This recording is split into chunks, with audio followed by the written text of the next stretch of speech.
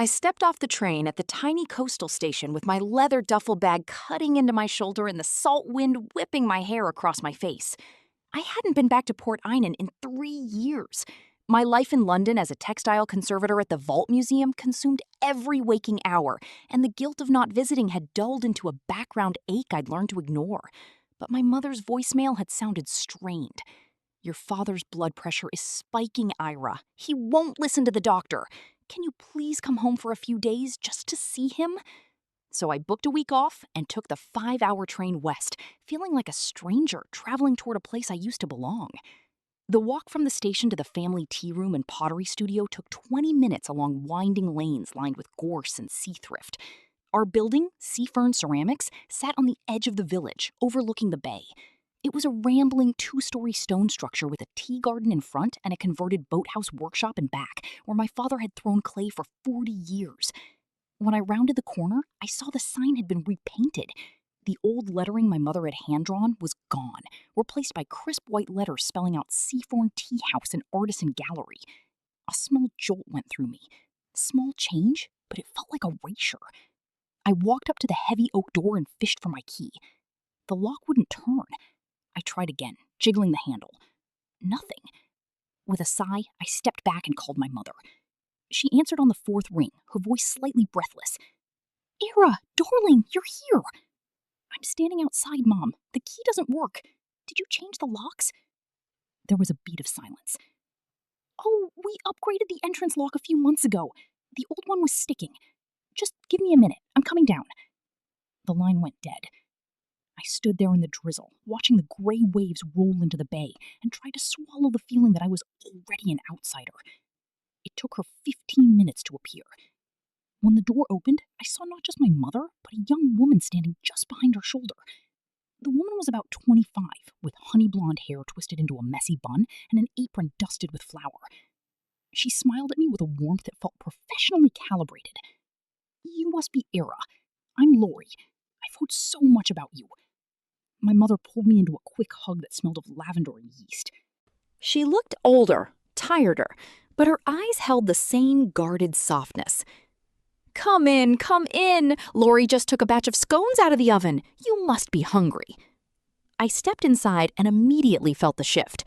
The tea room had been rearranged. The old wooden tables my father built were still there, but the walls were now covered in watercolors I didn't recognize.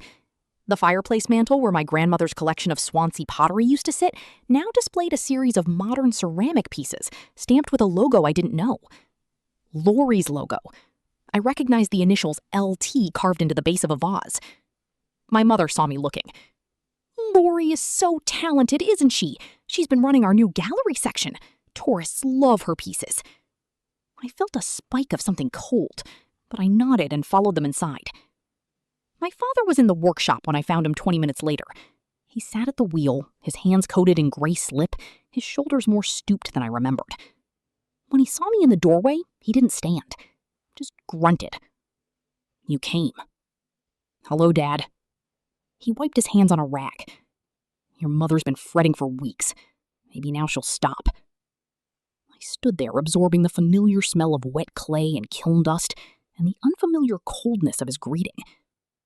"Want me to help unload the kiln later?" I asked. "It's done. Lowri already handled it. She's faster than you ever were." I went upstairs to drop my bag in my old room, the room that had been mine since I was 7. When I pushed open the door, I stopped dead. The space was unrecognizable. My iron bed frame had been replaced by a futon, draped in a tie-dye duvet. My bookshelves were gone, replaced by a clothing rack hung with bohemian skirts and linen tops. The walls that had once held my pinned sketches of medieval embroidery patterns now featured an enormous macrame wall hanging. My trunk of childhood treasures, the one with my grandmother's hand-woven blankets and my mother's old lace samples, had been shoved into a corner and covered with a batik cloth. I stood in the doorway, feeling the blood drain from my face. Lowri appeared behind me. "Oh, I'm so sorry, Eira. I've been using this room for a few months. The damp in the back cottage was just awful, and your mom said since you never used it, I could settle in here. I'll move my things if you need the space." My mother appeared on the landing, wiping her hands.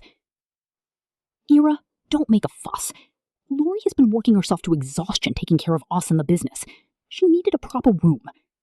You can sleep in the guest nook off the kitchen. There's a perfectly good daybed there. I didn't argue. I was too tired from the journey and too shocked by the casual way my entire childhood had been repurposed. I carried my bag downstairs to the kitchen alcove where a narrow mattress sat between a stack of storage bins and the boiler. That night, I lay awake, listening to the unfamiliar sounds of the house and the distant laughter of my parents and Lowri sharing tea in the sitting room. The first real crack appeared the next morning. I was sitting in the tea garden with a mug of cold coffee, scrolling through emails, when my mother emerged, holding a stack of folded linens. "Eira, since you're here, you can help with the laundry. We have a mountain of tablecloths that need pressing for tomorrow's afternoon service." I looked up. "Where's Lowri?" "She's at the farmer's market picking up produce. She'll be back in 2 hours." I set down my mug. "Mom, I'm on holiday. I came to visit, not to be put to work." My mother's expression tightened. "Lowri works 14-hour days, 6 days a week to keep this place running. She cooks, she cleans, she manages the gallery, she helps your father with glazing. The least you can do is iron a few tablecloths." I stood up slowly. "I don't doubt Lowri works hard, but you hired her as a studio assistant and tea room helper. That's a paid position. I send you money every month to cover her wages, and then some. Why am I being asked to do the job I'm paying her for?" My mother set the linens down with a sharp slap on the garden table.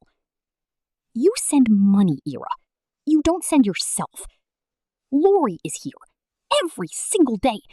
She remembered your father's birthday. She took me to the hospital when I had my dizzy spells. She sits with us through storms and power cuts and lonely evenings. Where were you? In London, in your climate-controlled archive room, handling ancient textiles that don't talk back." I felt the words land like stones in my chest. "Mom, that's not fair. I work 60 hours a week to earn the salary that keeps this place afloat. I would visit more if I could." My mother shook her head. "You always have an excuse. Just like you did at Christmas.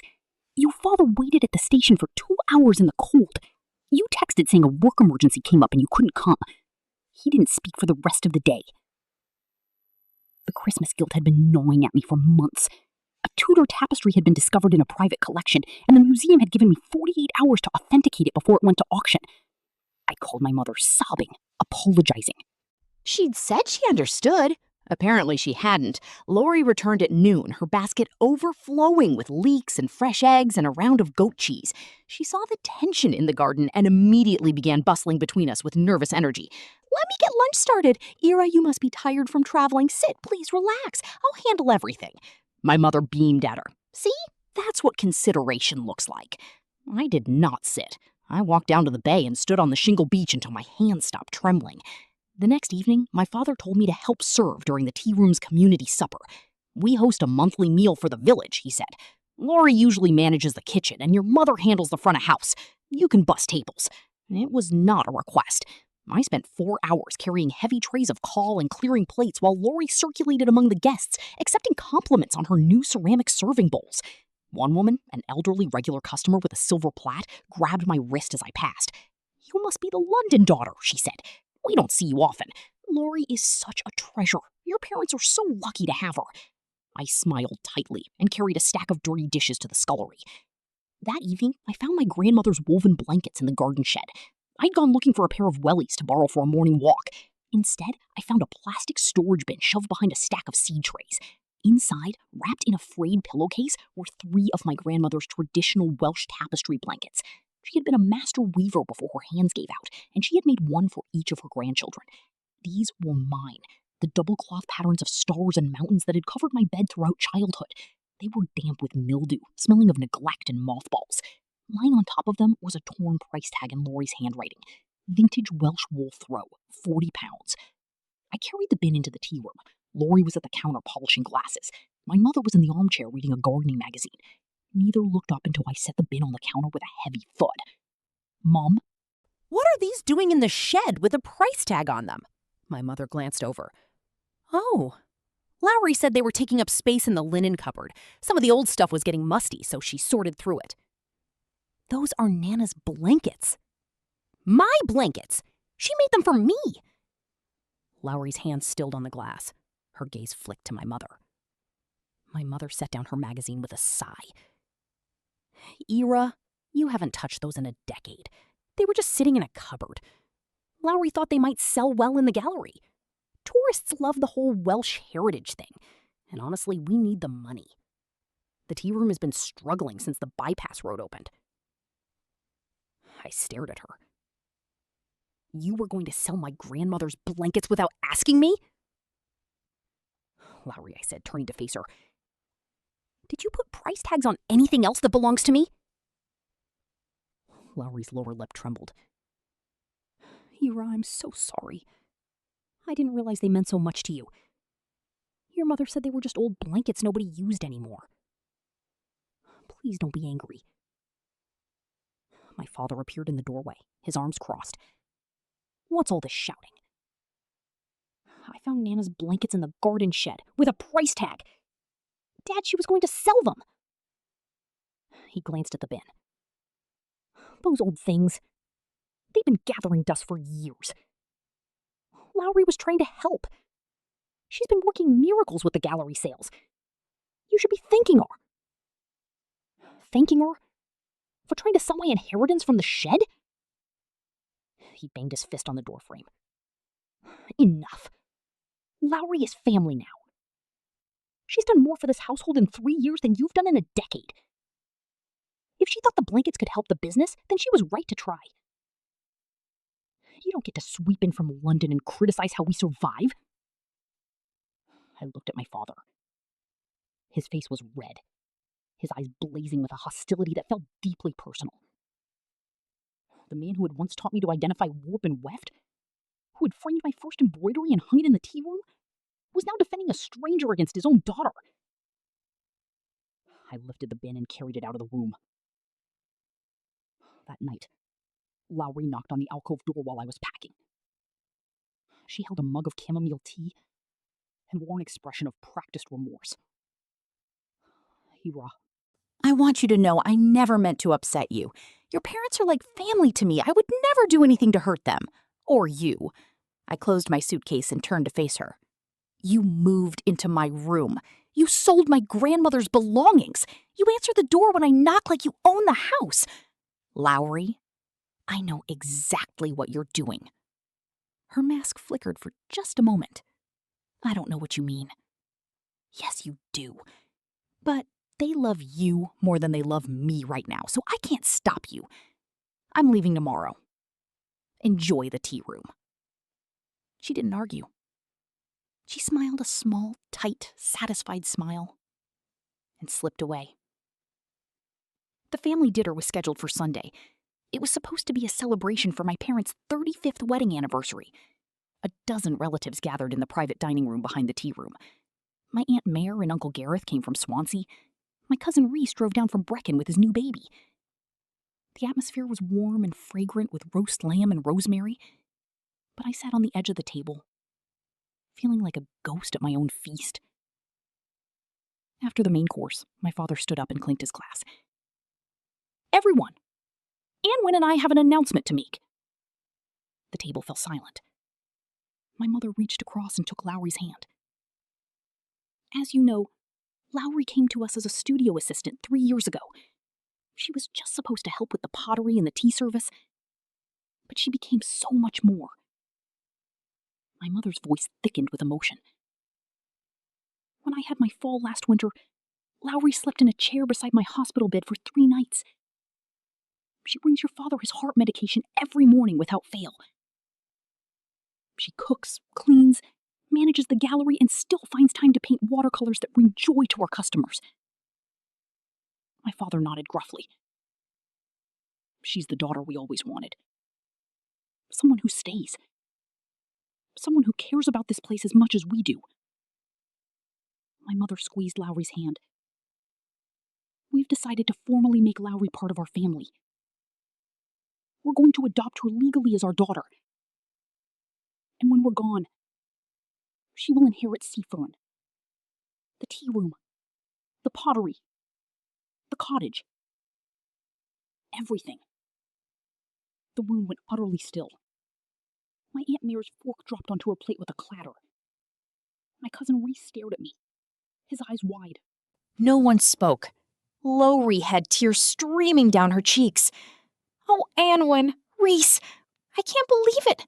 You're the parents I never had. I set down my napkin very carefully. You're leaving her the entire estate? The building, the land, the business? Everything? My father met my gaze without flinching. That's right. You have your life in London, your fancy museum job, your apartment. You don't need this place. You haven't needed it for years. Lowri needs it. She's poured her soul into it. My mother added, her voice steady.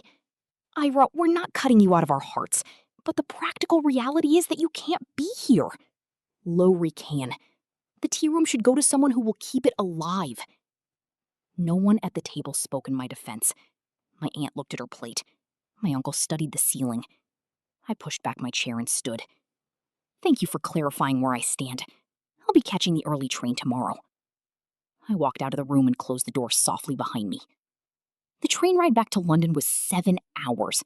I spent it staring out the window at the gray winter landscape, replaying every moment of the visit. By the time I reached Paddington Station, I had made a decision. I called my bank and canceled the monthly standing order I'd been sending to the tea room's business account for 5 years. It wasn't a fortune, but it covered the heating bills, the kiln electricity, and Lowri's salary. Then I called my parents' accountant, a man named Mr. Davies, who had handled the family finances since I was a child. Mr. Davies, I said, I need you to send me copies of all the tea room's financial records for the past 3 years. I have a right to see them. My name is still on the title deed as a partial owner from when my grandmother left me her share. He hesitated, but agreed. What arrived 3 weeks later was a thick envelope full of bank statements, vendor invoices, and tax filings. I sat at my kitchen table in my London flat with a cup of tea and started reading. The pattern became clear within the first hour. Lowri had been siphoning money for at least 18 months. Small amounts at first, petty cash withdrawals here and there, then larger transfers to a personal account labeled Gallery Art Supplies Reimbursement. But the amounts didn't match any actual supplier invoices. She had set up a fake vendor, an online print shop that existed only as a name and a bank account. By the time I finished tallying the totals, she had taken nearly £30,000. I called Mr. Davies and shared my findings. He went pale over the phone. Miss Morgan, I had no idea. Her records looked clean at a glance. I should have dug deeper. I'm not blaming you, I said. I'm letting you know because I'm about to involve an auditor. And then, I'm calling my parents. The phone call with my mother was short. Eira, I don't know why you're doing this. Lowri would never steal from us. You're just bitter because we chose her. Mom? I have bank statements. I have vendor invoices that lead to an account in her name. She's been taking money from the tea room for 1.5 years. Silence stretched across the line. I heard my father's voice in the background, demanding to know what was being said. Then my mother came back on, her tone harder. Your father says you're lying. You're trying to poison us against Lowri because you're jealous. Jealous of what? Of the life we've built here without you. She hung up. I stared at my phone for a long time. Then I called the auditing firm and told them to proceed. That was the moment I stopped being their daughter. Not with a dramatic declaration, but with the quiet understanding that I had been erased long before the dinner party, and everything since was just formality. The months that followed played out exactly as I had predicted. With the monthly support payments gone, the tea room's financial situation became precarious. My parents had grown dependent on that money to supplement their thin tourist trade. Now it was gone, and Lowri, whose salary had also stopped, suddenly became much less helpful. My cousin Reese called me in June. Eira, something's happening. Lowri moved out of the tea room last week. She told your parents she needed space to focus on her art. But I saw her in Swansea with some bloke. They were drinking cocktails at a waterfront bar, looking very cozy. Did she tell them she was leaving for good? No. She said she'd still come by to help with the business. But she hasn't shown up in days. Your mom is beside herself. I listened and said nothing. In July, the crisis Her voice trembled. Eira, your father is in hospital. He collapsed while trying to fix the kiln leaf alone. He's got a fractured hip and a concussion. I felt a distant pulse of concern, but I didn't drop anything. Is Mom with him? She's there, but she's a wreck. She's been trying to reach Lowri for 2 days. Lowri's phone goes straight to voicemail. The tea room is closed. There's a sign on the door saying under renovation, but nothing is being renovated. I thanked her and ended the call. In August, I received an official-looking letter from a solicitor in Swansea. It informed me that Lowri Tonwen of Seafern Tea House had filed a notice of adverse possession, seeking to claim full legal ownership of the tea room property on the grounds that she had been the primary occupant and caretaker for over 3 years. She was claiming squatter's rights. My parents had never formally adopted her. The dinner party announcement had been just that, an announcement. But they had given her a written agreement allowing her to live on the property as a family member, and that agreement had become a legal weapon. I called my solicitor in London, a sharp young woman named Priya who specialized in property disputes. Can she do this? We still hold the title. Priya reviewed the documents and called me back. She's attempting to claim through adverse possession, but she needs to demonstrate exclusive, continuous occupation. The fact that your parents also live there weakens her case.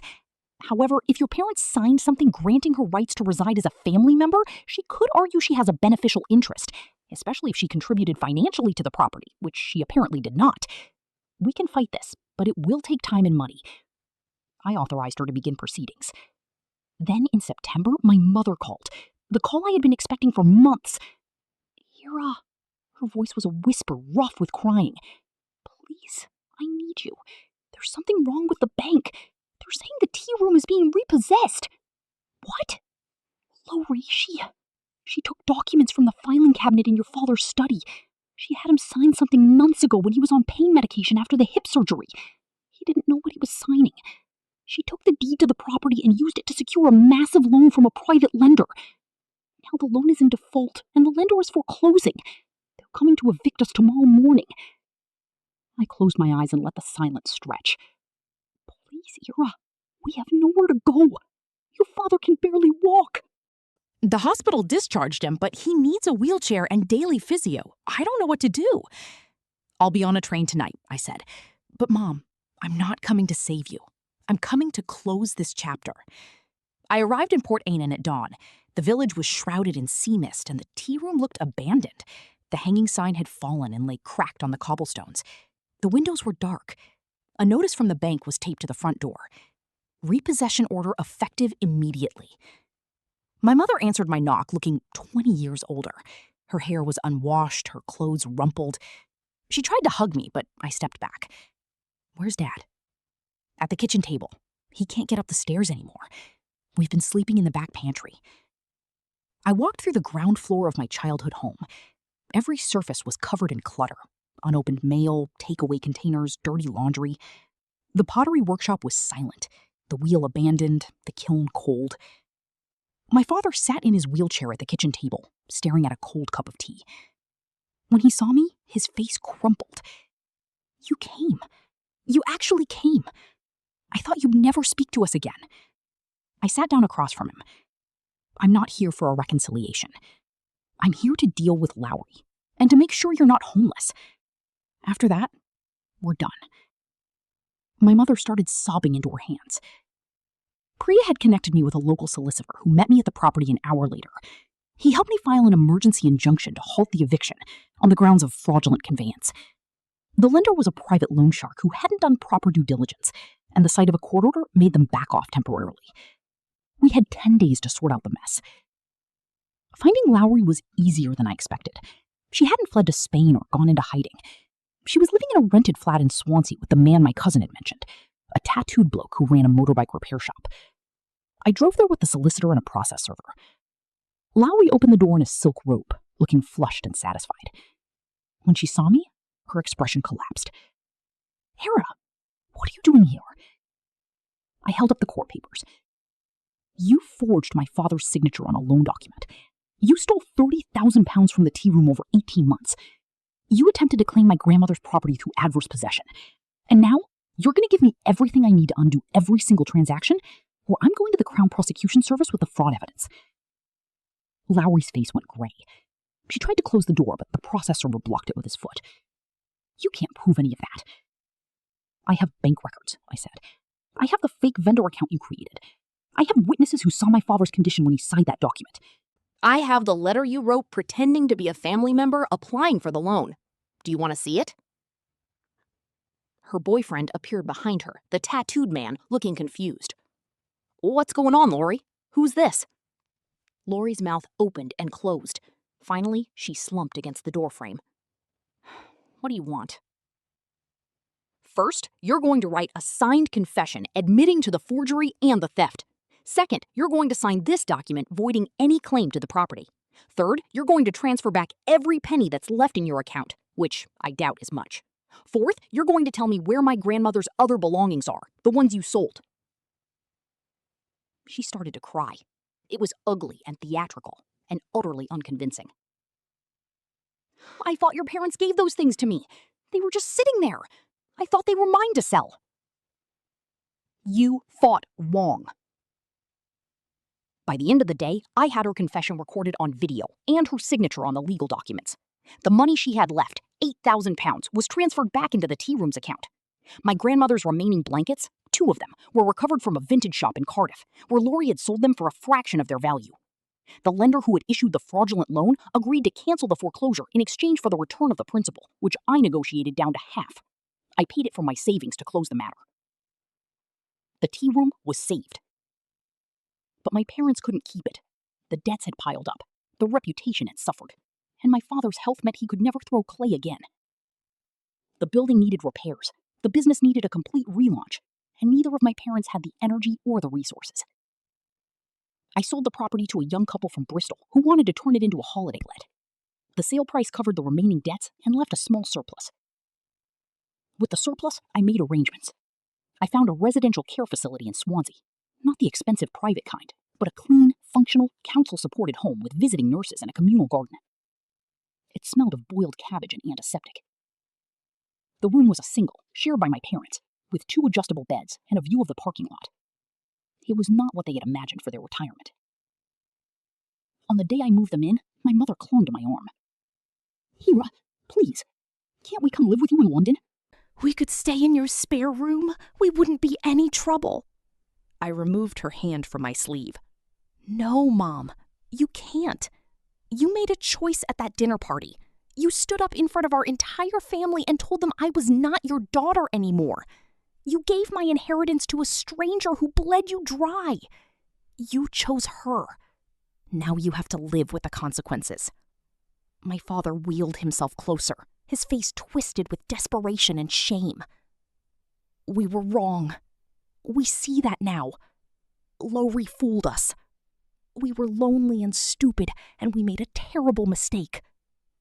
I looked at him. I know you were lonely. I know you were angry that I wasn't here. But loneliness doesn't excuse cruelty. You didn't just make a mistake, Dad. You disinherited me. You told me to leave and not come back. You replaced me with an employee, and then you let her destroy everything you built. My mother sank onto the edge of the bed, her shoulders shaking. What are we supposed to do now? You'll stay here. The care fees are paid for the first year from the sale of the tea room. After that, social services will assess your situation. I've arranged for a small monthly allowance to cover extras, enough for tea and biscuits and the occasional newspaper. You won't be on the street, but you won't have me. My mother looked up, her eyes red. You can't just abandon us. We're your parents. I walked to the door and turned back. You stopped being my parents at that dinner table. You can't undo that with tears. This is the last time I will ever be in the same room with you. The allowance will continue. That's my legal obligation fulfilled. Beyond that, we are strangers. Eira, please. My mother's voice cracked and broke. I'm so sorry. Please forgive us. I looked at her. I don't forgive you, I said quietly. Forgiveness would mean I'm willing to let you back in, and I'm not. I've spent my whole life trying to earn your approval, sending money, visiting, calling, making myself small so you'd feel big. and it was never enough. Now I'm done. Goodbye, Mom. Goodbye, Dad. I walked down the long linoleum corridor and out into the gray Welsh drizzle. Behind me, I could hear my mother wailing my name. The sound bounced off the sterile walls and faded as I pushed through the exit doors. My train back to London wasn't until evening. I spent the afternoon walking along the beach at Port Eynon. The tide was out, revealing the long curve of wet sand where I'd learned to swim, where my grandmother had shown me how to find cockles, and where my father had once built me a driftwood fort. I stood at the water's edge and let the waves wash over my boots. I thought about the blankets Lowri had sold, about the bedroom that was no longer mine, about the dinner party and the announcement and the faces of my relatives, all of them silent, all of them complicit. I thought about the years of guilt trips and manipulation, the Christmas I missed, the phone calls I made, the cards I sent, the money I transferred every month without fail. And I thought about the fact that none of it had ever been enough. Then I turned my back on the sea and walked to the station. 6 months later, I received a letter, forwarded from my old address. It was from my mother, written in her shaky handwriting on lined paper. She told me my father had had another stroke. He was bedbound now, unable to speak. She was still in the care home, finding it hard but managing. She wrote that she missed me and hoped one day I might visit. I read the letter once, then placed it in a drawer and never looked at it again. I had built a new life in London, a life that didn't revolve around obligation and guilt. I had my work at the museum, which I loved. I had a flat that was quiet and orderly and entirely mine. I had friends who saw me not as a disappointment, but as a person. And I had a small box on my mantelpiece containing the 2 surviving blankets my grandmother had made me. I had washed them carefully, removing the mildew stains. I had mended the frayed edges. They sat folded neat and safe, where no one could price them or sell them or take them from me. One evening I sat by the window with a cup of tea, watching the city lights flicker on across the rooftops. My phone buzzed. It was my cousin Reese. "Just checking in, Eira. How are you doing?" "I'm fine," I said. "Actually, I'm better than fine. I'm free." He was quiet for a moment. "Your mom asks about you every time I visit. She wants to know if you're okay." "Tell her I'm okay, but tell her nothing else. I don't want updates about her life, and I don't want her to have updates about mine." You're really never going back? I thought about the question. I thought about the girl I had been, the one who chased approval like a starving dog, the one who sent every spare pound home and called every Sunday and still felt like a failure. That girl had died in the tea room on the night her parents gave her inheritance to a stranger who flattered them. "No," I said. "I'm never going back. I've already done my mourning." I hung up and sat in the quiet of my flat. Outside, the city hummed and glittered, indifferent and beautiful. Inside, I was whole. The story of Seafern ends here, not with a dramatic reunion or a tearful deathbed forgiveness, but with a woman who learned to stop bleeding for people who only valued her veins. Lowri was sentenced to 2 years in prison for fraud and forgery. She served 11 months. When she got out, she moved to another seaside town and tried the same scheme on an elderly couple running a bookshop. This time, the family was faster. Last I heard, she was awaiting trial in Portsmouth. My father died 2 years after I left them at the care home. I didn't attend the funeral. My mother is still alive, still in the home, still sending letters I don't read. I used to feel guilt about that. But guilt is a habit you learn in childhood, and you can unlearn it as an adult. I unlearned it, one day at a time. Now I live my life for myself. I travel, I read, I restore beautiful things that have been damaged by time. I surround myself with people who see my worth. And I keep my grandmother's blankets on my bed, where they belong. People sometimes ask me why I don't reconcile with my mother while there's still time. And I tell them the truth. Some doors, once closed, should stay closed. Not out of anger, but out of self-respect. Because love that requires your erasure isn't love at all. It's just a transaction where you're always the one paying. I've stopped paying, and I've never been richer.